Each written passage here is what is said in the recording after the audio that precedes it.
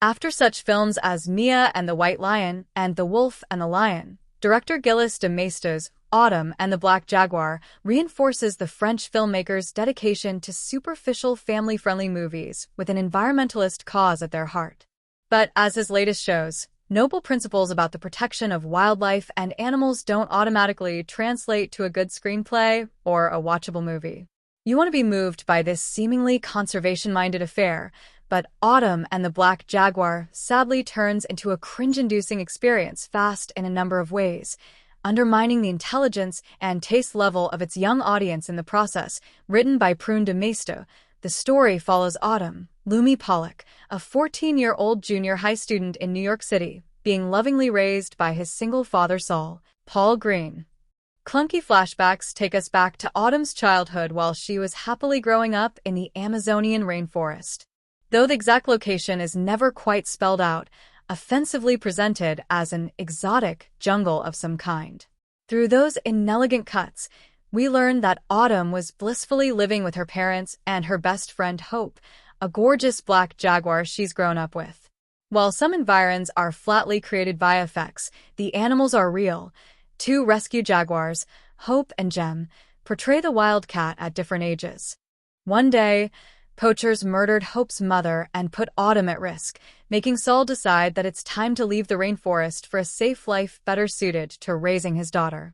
When Autumn finds the letters that their close family friend and indigenous chief, or Wayne Charles Baker, have been sending to her dad over the years, she discovers that Hope is in danger due to the threat of ruthless poachers and decides to travel to the Amazons once again to save her. Figuring out what she's up to in the most implausible way imaginable, Autumn's agoraphobic biology teacher Anya, Emily Bett Rickards, heads to the airport in panic, buys a ticket for a flight departing in 2 minutes to stop Autumn, and remembers to bring along her injured rescue hedgehog. The whole development is as ridiculous as it sounds and ultimately one big head-scratcher. Why Anya doesn't just call Autumn's dad, or inform the airline of the unaccompanied minor on an international flight, is anyone's guess. Once they reach their unnamed Amazonian destination, Autumn and the Black Jaguar takes an even worse turn, treating Anya's femininity and mental health struggles with cruelty. In her skirt suit and heels, she is often nothing more than a hysterical and screaming trope, becoming a bigger nuisance for Autumn with each passing hour.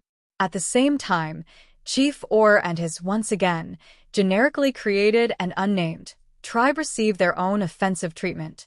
In the costuming and makeup department, hardly anything about Orr's people looks real, culturally specific, or lived in. If the film gave Autumn and Hope a deeper storyline throughout, that would at least have been something to root for, an emotional thread both adults and kids could have related to. But Autumn and the Black Jaguar shortchanges the viewers in that department too, settling for broadly lifeless scenes where the duo just run around. For that reason, once they reunite, the effect falls flat. There are much stronger human-animal reunion clips available on YouTube and social media. Meanwhile, the stakes somehow never feel high enough when bad boss Doria Dargan, Kelly Hope Taylor, reveals her evil plan to capture the jaguar.